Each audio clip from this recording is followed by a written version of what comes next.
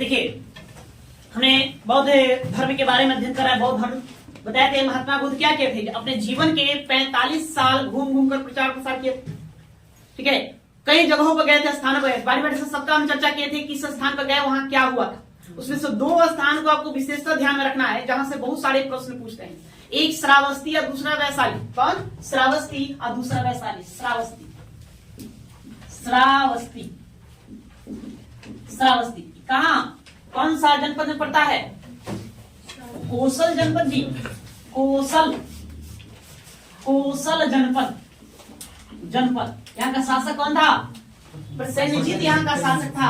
एक बताया थी आपको। तो देखिए, आपसे प्रश्न पूछा जाएगा, है ना, कि भगवान बुद्ध ने अपना सर्वाधिक समय कहाँ व्यतीत किया? तो कहाँ? श्रावस्ती में। इसको यहाँ से क्या क्या बातें याद रखना है, इसको आपको ध्यान रखिए। सर्वाधिक समय, सर्वाधिक समय व्यतीत किया, व्यतीत किया। एक प्रश्न आपसे बनेगा कि भगवान बुद्ध ने सर्वाधिक समय कहाँ व्यतीत किया, तो कहाँ व्यतीत करेंगे? श्रावस्ती में। या फिर ये भी पूछ सकता है कि बुद्ध ने सर्वाधिक वर्षा काल कहाँ व्यतीत किया? बुद्ध ने सर्वाधिक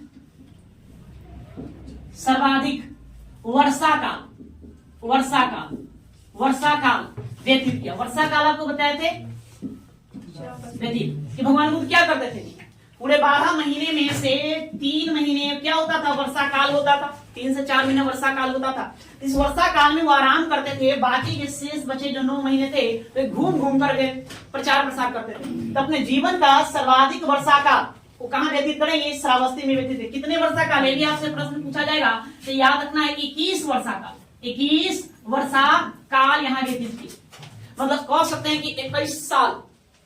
कहाँ? 21 साल मतलब 21 बरसात वो कहाँ रहेंगे? श्रावस्ती में रहेंगे। जो श्रावस्ती में सबसे ज्यादा समय दिए, तो श्रावस्ती में साफ साफ पता चल रहा है कि सर्वाधिक उपदेश कहाँ देंगे? तो श्रावस्ती में देंगे। सर्वाधिक उपदेश, आपको ये भी प्रश्न पूछेगा, बुद्ध सर्वाधिक उपदेश कहाँ देंगे? तो सर्वाधिक उपदेश देंगे श्रावस्ती में। उपदेश नहीं, आपसे ये पूछेगा कि बुद्ध के सर्वाधिक अनुयायी, अनुयायी कहाँ बने थे?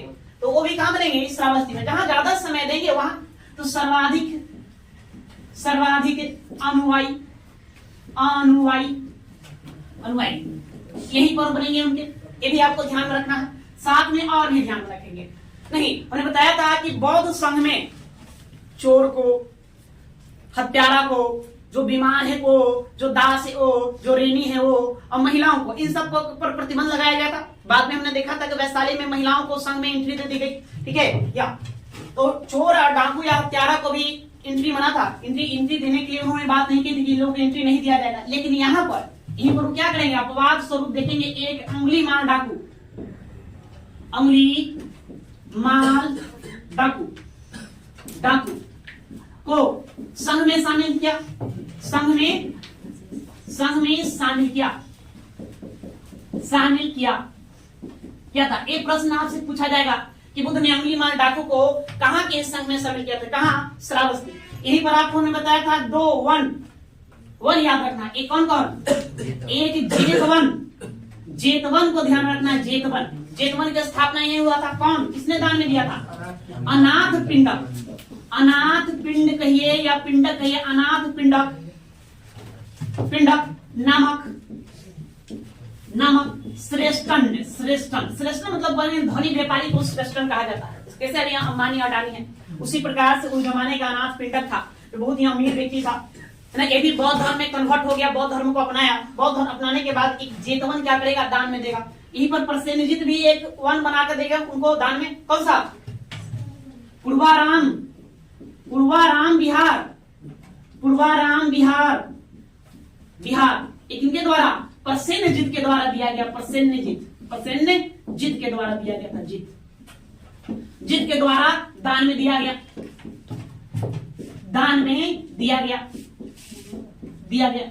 या देखिए, आपसे ये भी प्रश्न बनता है कि भगवान बुद्ध ने सर्वाधिक वर्षा काल किस वन में बिताया, किस स्थान में बिताया। ऐसे तो आपको सवाल पूछेगा, जगह तो श्रावस्ती देंगे, लेकिन पर्टिकुलर वो नहीं रहेगा। जैसे जेतवन है, सितवन है, पूर्वा बिहार है, नहीं, इस प्रकार से ऑप्शन दे तो फिर क्या करेंगे? तो आपको याद रखना पूर्वा बिहार। कहाँ? पूर्वा बिहार। तो याद रखेंगे सर्वाधिक, सर्वाधिक वर्षा काल व्यतीत किए, वर्षा काल व्यतीत किया, व्यतीत किया।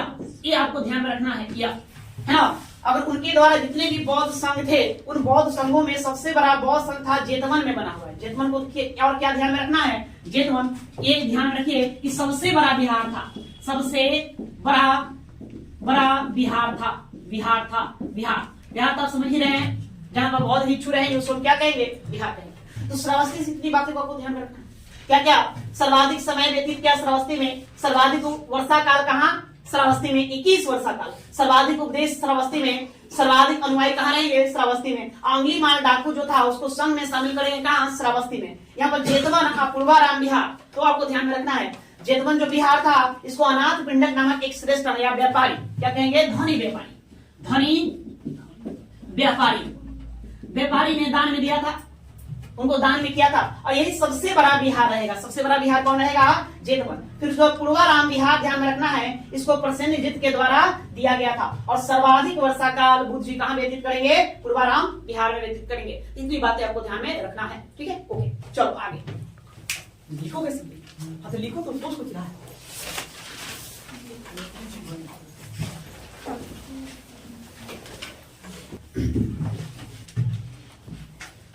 पुण्य स्थलों में एक और आपको ध्यान रखना, वैशाली। किसको याद ध्यान में रखेंगे, वैशाली किसकी राजधानी थी, लिच्छवी संघ नहीं, लिच्छवी संघ यहाँ इसकी राजधानी थी, तो वैशाली याद रखना है। तो वैशाली क्या याद रखना है, यहाँ से बहुत सारी घटनाएं हैं जिसके बारे में आपसे प्रश्न पूछे जाएंगे।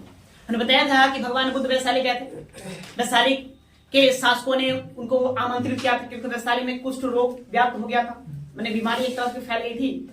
तो लोगों ने ऐसा कहा, माना कि अगर भगवान बुद्ध यहाँ आ जाएंगे तो लोगों का कष्ट दूर हो जाएगा। ऐसा हुआ, ये वैशाली जाएंगे। तो वैशाली में आप जानते हैं पहले यहाँ एक आम्रपाली रहा था। आम्रपाली के बारे में आप जानते हैं, आम्रपाली बताए थे। आम्रपाली कौन थी, आम्रपाली कि वैशाली की नगर वधु, वैशाली की नगर वधु और ये नर्तकी थी वहां ना। इसने अपना एक स्थान, इसका स्थान था कहाँ, आम्रकुंजन ये स्थान था, कर सकते हैं, जहां पर वो अपना नृत्य दिखाया करती थी प्रत्येक दिन शाम के समय। लेकिन ऐसा हुआ कि जब भगवान बुद्ध गए तो इस आम्रकुंज में कोई गया नहीं। आम्रपाली बड़ा चिंता में डूब गई कि क्या हुआ भाई, कि आज कोई आया नहीं दर्शक, है ना। जितने लोग आते हैं उसका बहुत ही कम लोग आए हैं, क्या कारण है, क्या हमारी नृत्य में कोई कमी रह गया है या सौंदर्य में कोई कमी रह गया। तो पता चला कि नहीं, एक बुद्ध, वही महात्मा बुद्ध आए हैं जिनके उपदेश सुनने के लिए लोग वहां गए थे। तो आम्रपाली भी वहां चली गई। आम्रपाली वहां जाती है तो भगवान बुद्ध से काफी प्रभावित होती है।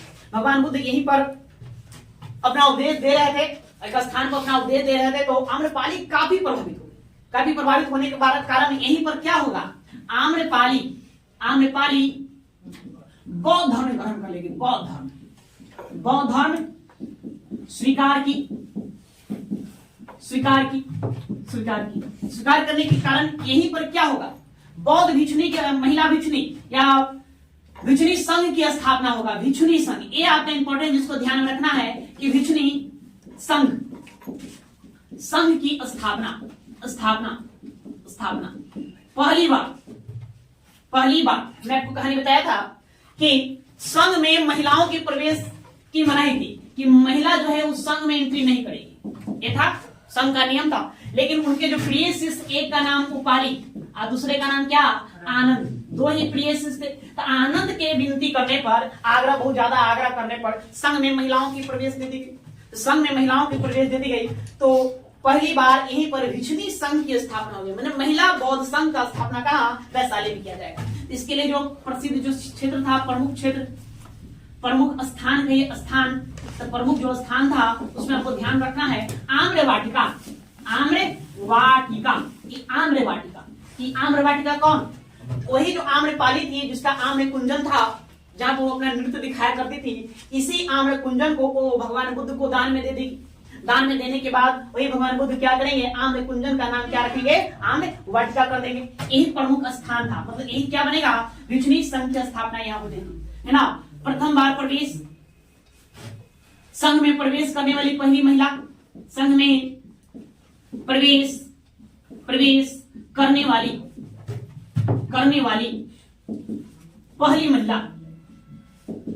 पहली महिला। तो तो पहली महिला के बारे में आप लोग को बताया था, बताइए कौन है? महाप्रजापति प्रजापति महाप्रजापति गौतमी। यह प्रजापति गौतमी कहिए, गौतमी इस संघ में शामिल होने वाली पहली महिला थी। यही आपसे पूछा जाएगा कि भुचनी संघ की अध्यक्षता किसने की थी? अध्यक्षता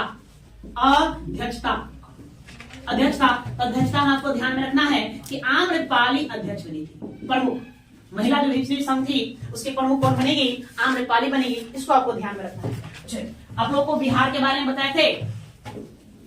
बिहार, बौद्ध बिहार जी नहीं, बौद्ध बिहार। तो थोड़ा बौद्ध बिहारों को भी ध्यान में रखना है। ऐसा हम चर्चा कर चुके हैं। पहला जैसे कि वेणुवन के बारे में बताया था। वेणुवन सब स्थान पूछा जाता है कि कहाँ है वेणुवन? कहाँ? राजगृह, ये राजगृह में। दूसरा आपको ध्यान में रखना है यष्टिवन। ये कहाँ? ये भी आप ध्यान रखिए, राजगृह। फिर आपको ध्यान रखना है कुटाग्रशाला। ये कुटाग्रशाला कहाँ?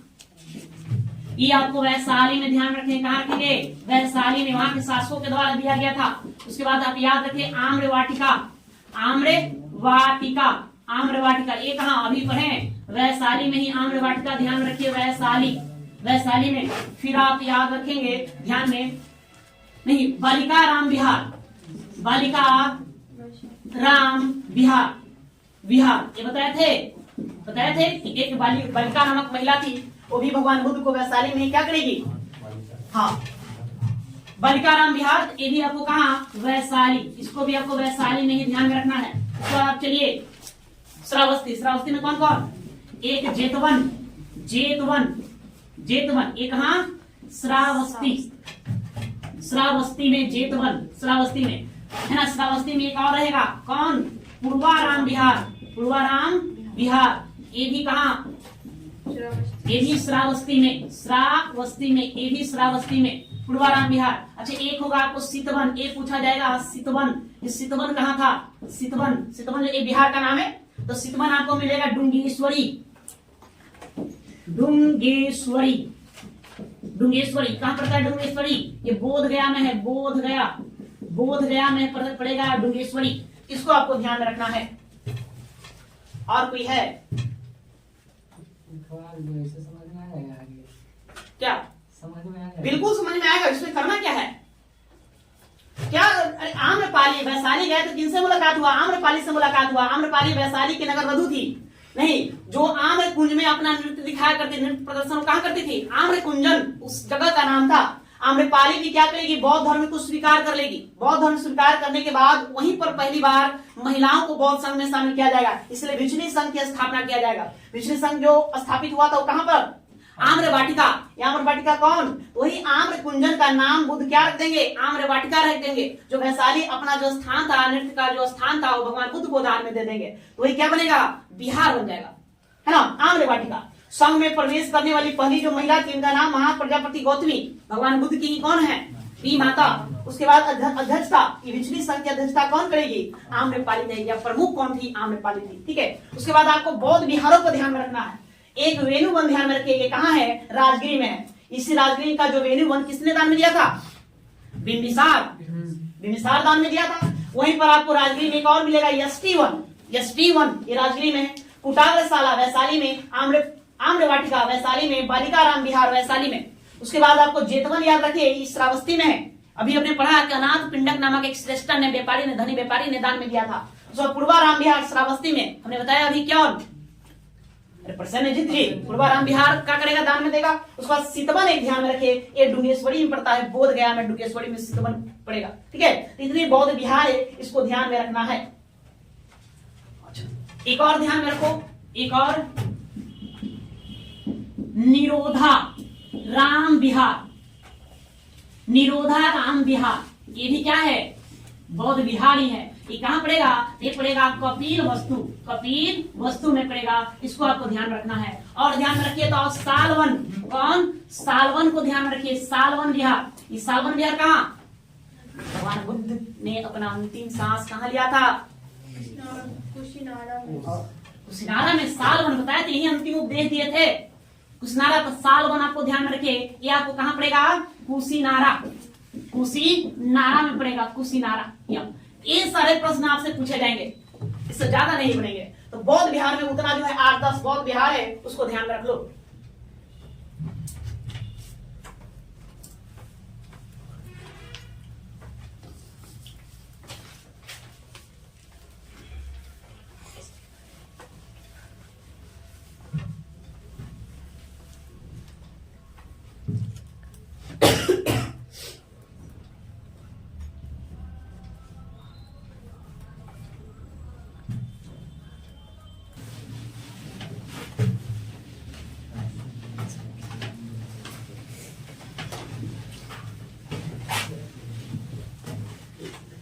देखिए, उसके बाद हमने आपको बताया था कि भगवान बुद्ध कहाँ गए थे? पावा।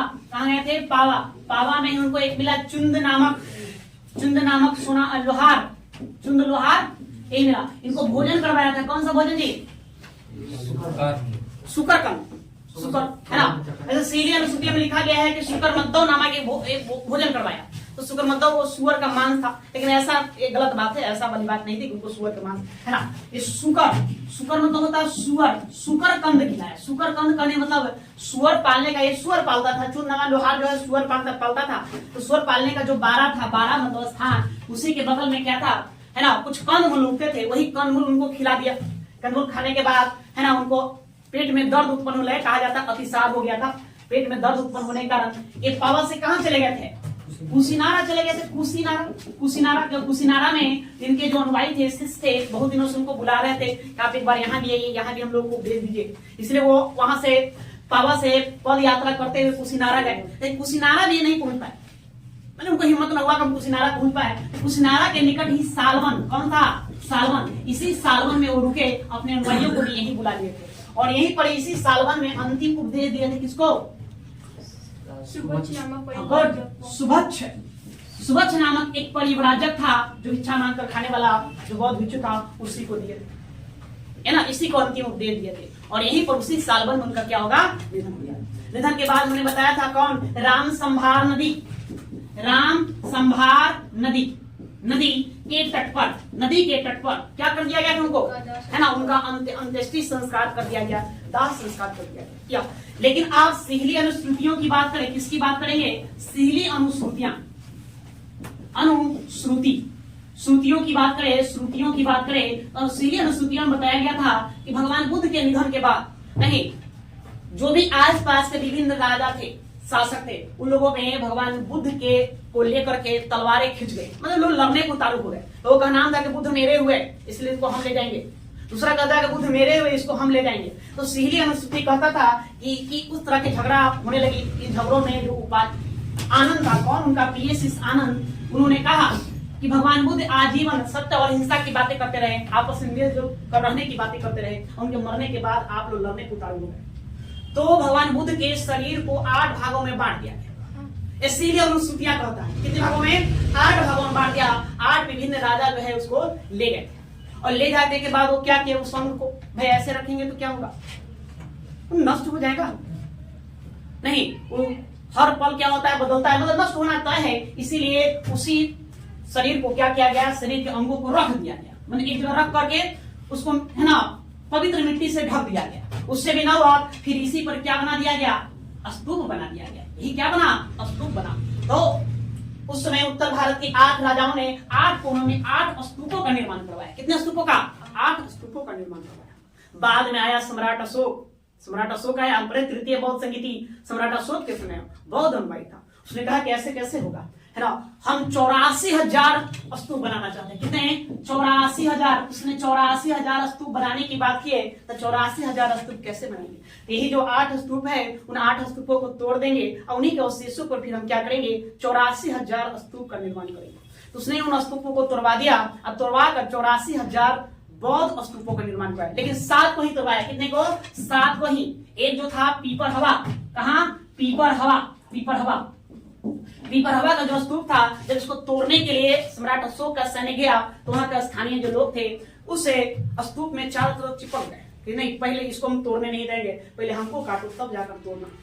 वहां वो लोग बगावत करने के बाद सम्राट अशोक जो थे उस समय जो तृतीय बौद्ध समिति के दौरान अध्यक्षता किसने किया था?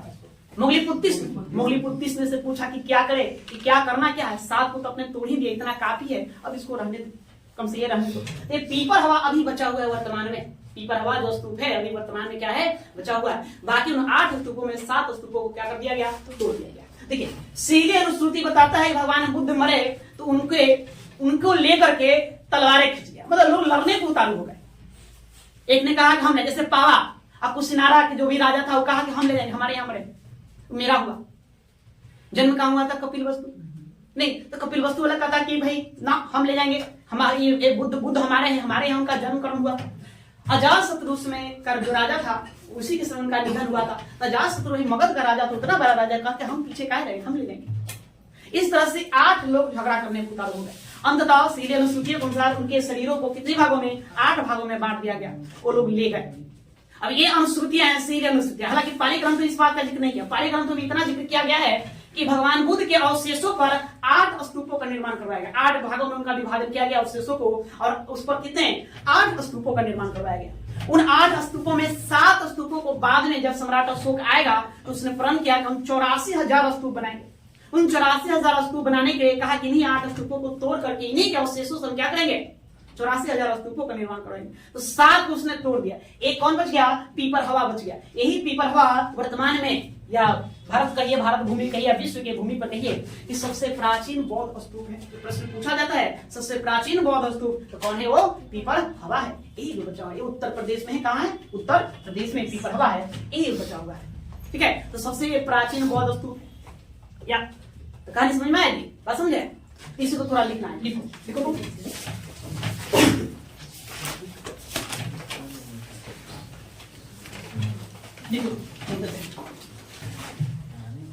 देखिए सीधी अनुश्रुतियों के अनुसार,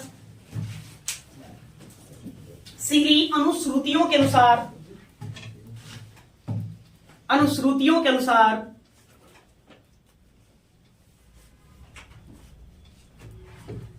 अनुश्रुतियों के अनुसार, अनुश्रुतियां समझते हैं ना, इसका मतलब कि सुनी सुनाई बात। मान लो जैसे कोई कहानी था, वो कहानी हम जानते थे तो हम अपने पीढ़ियों को दिए, वो पीढ़ी क्या किया, वही कहानी आने वाले पीढ़ियों को दिया, तो उसमें कुछ जोड़ कर देगा, जी इन होता है, कुछ जोड़ देता, ठीक है। अब वो आगे लोगों को बताया तो वो भी कुछ जोड़ कर बताया। उसी प्रकार को जो सीधी अनुसूचियां हैं जो श्रीलंका के द्वीपों पर जिसकी रचना की गई है, उसी में इस बात का जिक्र किया गया। इसलिए इतिहास का इसको उतना प्रमाणिक नहीं मानते हैं, बस समझ गए, उतना प्रमाणिक नहीं मानते, नहीं फिर भी कुछ तो बात रहा होगा, तभी तो उस तरह की कहानियां सुनने को आती है। नहीं, इतना तो तय है कि 8 स्तूप बने, लेकिन उनके शरीरों को बांट करके बनाया गया, एक थोड़ा अचरज सा लगता है, ठीक है। इसलिए पाली ग्रंथ कहता है कि उनके अवशेषों पर 8 स्तूपों का निर्माण करवाया गया। सीधी अनुसूचियों के अनुसार बुद्ध के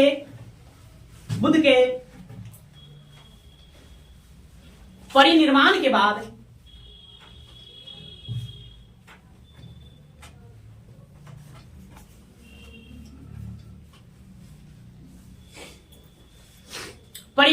बाद उनके शरीर के 8 हिस्से किए गए।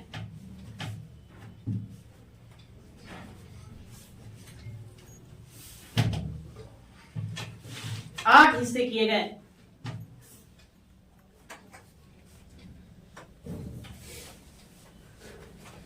जो निम्नलिखित है,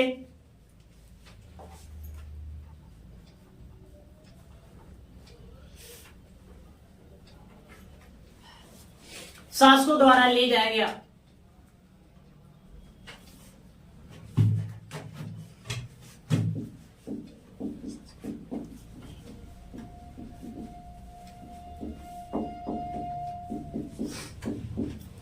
ठीक है, एक हिस्सा कहां गया? कपिलवस्तु के शासक के पास।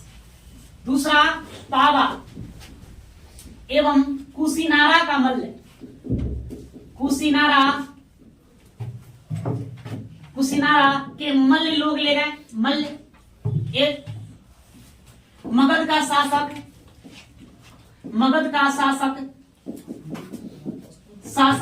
अजात शत्रु, इसके पास एक हिस्सा गया।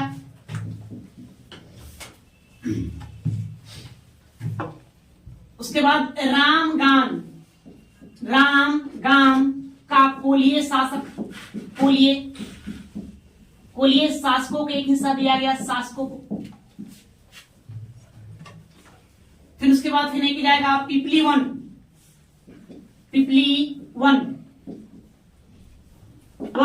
के मूर्य लोग, मूर्य एक जाति है, मूर्य ये भी क्या एक संघ है ना, वैशाली संघ, बज्जी संघ, बेबी संघ था, मूर्य के पास जाएगा। उसके बाद अलकप है, अलकप के बुली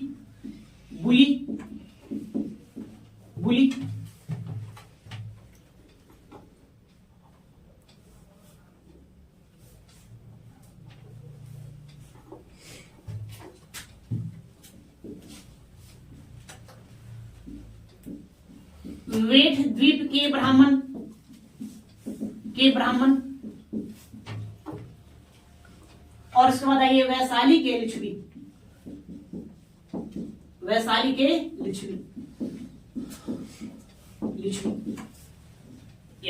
ये 8 स्थानों पर गया।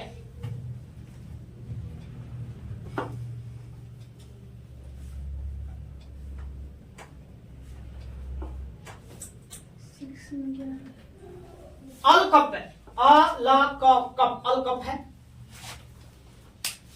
अलकप के बुली।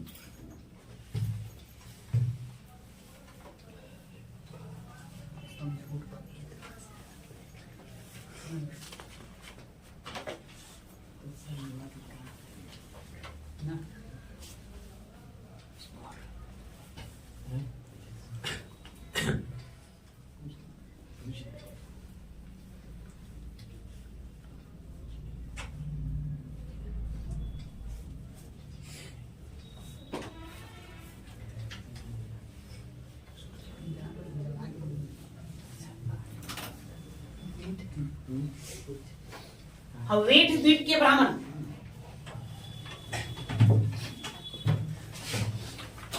हो गया।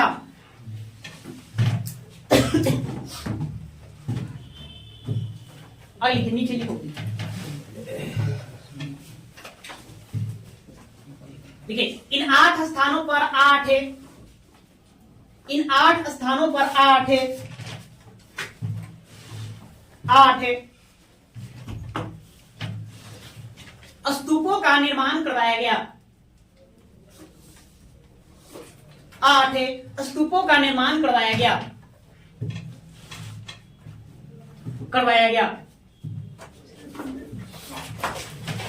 स्तूपों का निर्माण करवाया गया।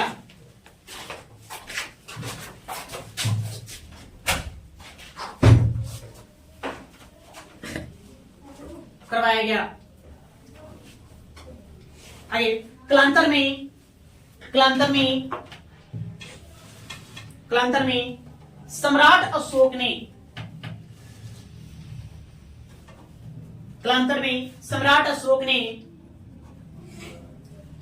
इन 8 में से 7 स्तूपों को तुड़वाकर कलांतर में सम्राट अशोक ने इन 8 स्तूपों में से 7 स्तूपों को तुड़वाकर 7 स्तूपों को तुड़वाकर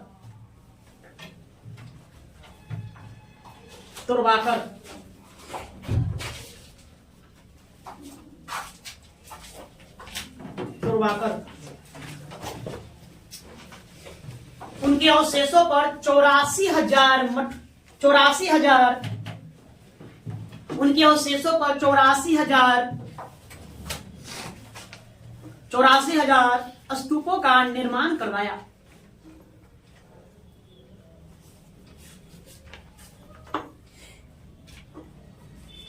चौरासी हजार स्तूपों का निर्माण करवाया।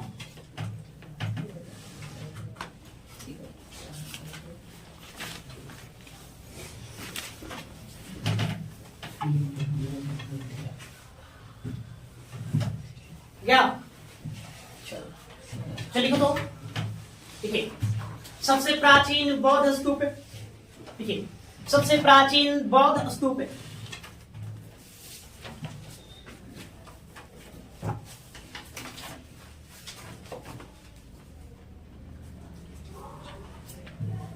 सबसे प्राचीन बौद्ध स्तूप, जैसे लिखो पीपर हवा। पीपर हवा कहां मिलेगा? यह यूपी, उत्तर प्रदेश, गौतम बुद्ध नगर जिले में है यूपी। पीपर हवा।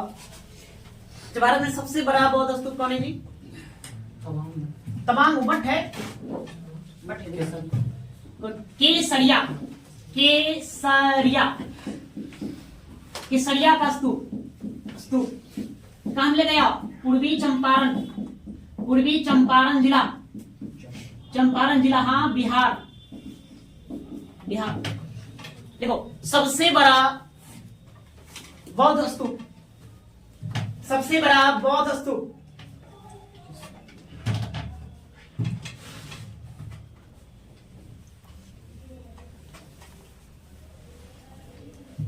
सबसे बड़ा बौद्ध स्तूप केसरिया का स्तूप, केसरिया का स्तूप।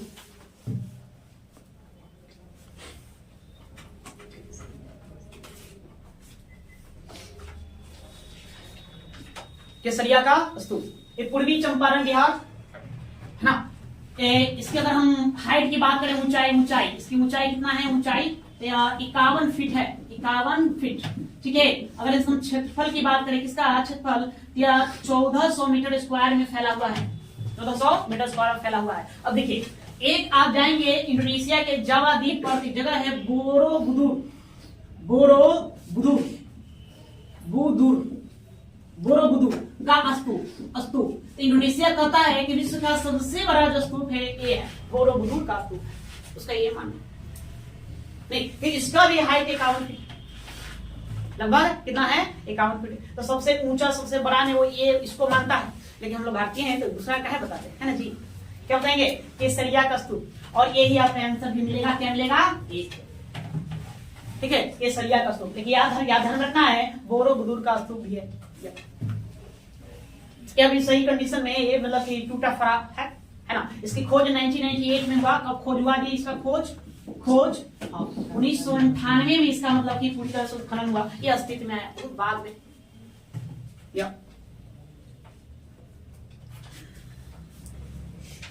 इसमें याद रखना इंडोनेशिया में है, या कहां पर है? या इंडोनेशिया, इंडोनेशिया, नेशिया, नेशिया में।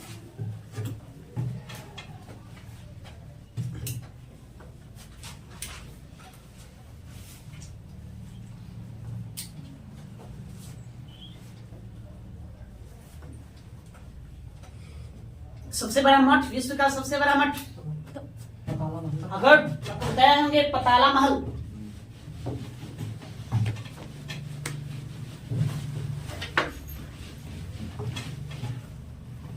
ये भी ध्यान में रखो, विश्व का सबसे बड़ा मठ,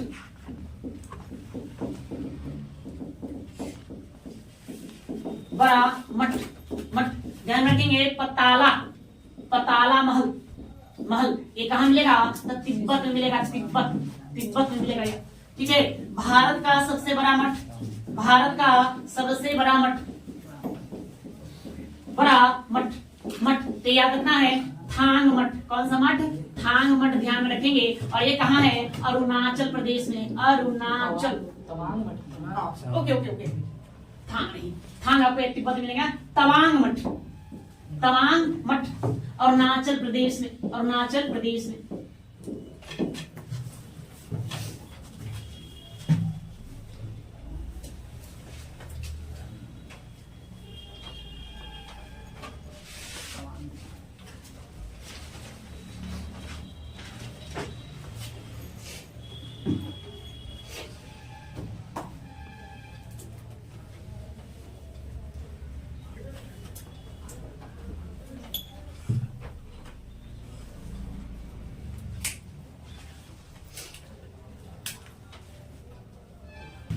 थांग मठ के बारे में बाद में आपको चर्चा करेंगे, बताएंगे। बौद्ध धर्म क्या है, भिक्षु पढ़ेंगे, अनुयायी पढ़ेंगे, या प्रमुख विद्वान वहां बताएंगे। चलिए आपको थोड़ा 3 शब्द ध्यान में रखना है। क्या क्या? महाभिनिष्क्रमण, निष्क्रमण, एक शब्द इस पर ध्यान देना है। फिर आपको ध्यान में रखना है धर्म चक्र परिवर्तन, धर्म चक्र परिवर्तन, फिर और ध्यान में रखना है महा परिनिर्वाण निर्वाण निर्वाण, ये 3 शब्द ध्यान रखना है। ये तीनों से प्रश्न आपको बने। महाविनिष्करण बताएं क्या?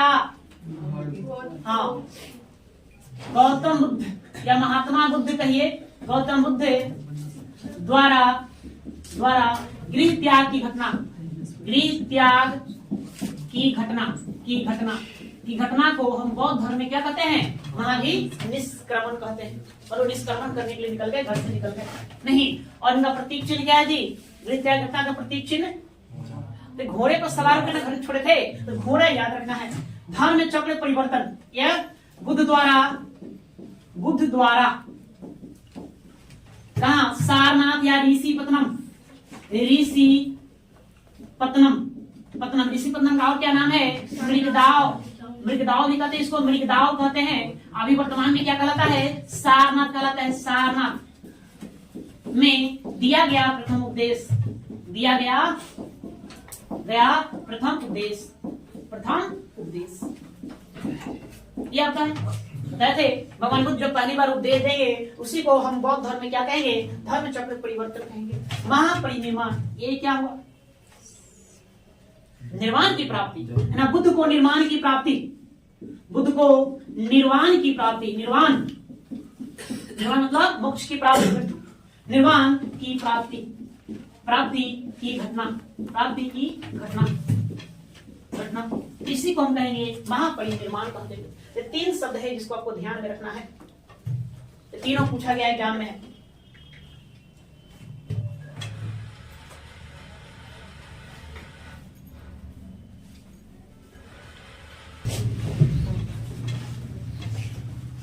आपको प्रतीक चिन्ह ध्यान रखना है। प्रतीक चिन्ह, ये भी आपसे प्रश्न पूछा जाएगा। प्रतीक चिन्ह तो क्या क्या प्रतीक चिन्ह तो पूछा जाएगा? गर्भ, जब बुद्ध गर्भ में थे तो उसके लिए क्या प्रतीक चिन्ह है? इसलिए आपको याद रखना है हाथी। क्या ध्यान रखेंगे? हाथी नहीं, उनका जन्म होगा तब, तो जन्म होगा तब वो कहलाएगा है ना कमल। ठीक है। गृह त्याग, घर छोड़ देंगे तो घर किस पर सवार होकर छोड़ेंगे? घोड़ा पर। हाँ, गृह त्याग का प्रतीक चिन्ह है घोड़ा ना। गृह घर क्यों छोड़े थे? ज्ञान प्राप्ति के लिए। ज्ञान प्राप्ति हुआ ज्ञानोदय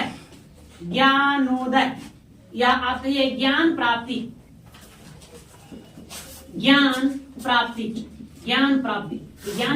का के लिए जो आपको चिन्ह है ध्यान रखना है। और रखना है बोधि वृक्ष। क्या ध्यान रखेंगे? बोधि वृक्ष। किस वृक्ष के नीचे ज्ञान प्राप्त हुआ था? पीपल, तो उसी को बोधि वृक्ष कहते हैं। तो बोधि वृक्ष याद रखेंगे। हाँ, प्रथम उपदेश, तो प्रथम उपदेश जो देंगे वो जो ज्ञान की प्राप्ति सारनाथ में देंगे। सारनाथ में देखें क्या है? अशोक चक्र कहाँ है? सारनाथ में। तो वही को पहली बार ज्ञान दिया तो वहां पर अशोक चक्र लगा हुआ है। वहां या ध्यान रखेंगे चक्र या पहिया, ये इनका प्रतीक चिन्ह है, इसको ध्यान रखेंगे। और महानिर्माण या परिनिर्माण, निर्वाण मतलब उनका जब मृत्यु होगा तब मोक्ष को प्राप्ति कर लेंगे। तब क्या? पद ठीक है, चिन्ह। यही बात में फिर क्या बनेगा? स्तूप। क्या बनेगा जी? स्तूप ध्यान में रखना है। स्तूप या पद चिन्ह, स्तूप। तीन के प्रतीक चिन्ह है, इसको आप थोड़ा सा ध्यान में रखेंगे। यहाँ से भी आपका प्रश्न बनते हैं। अब सबसे ज्यादा पूछा कौन सा? सबसे ज्यादा मैं कैसे कहें कौन पूछा गया है? नहीं, सब पूछा ही गया है। टोटल पूछा गया। कमल एवं सांड दोनों। हाँ, जन्म का ऐसे मूलतः कमल ही देता है। हाँ, कई कई किताबों में अपना सांड शब्द का भी प्रयोग किया गया है। चलिए, तो इतना आज के लिए काफी है। बाकी हम कल देखेंगे अगले क्लास में।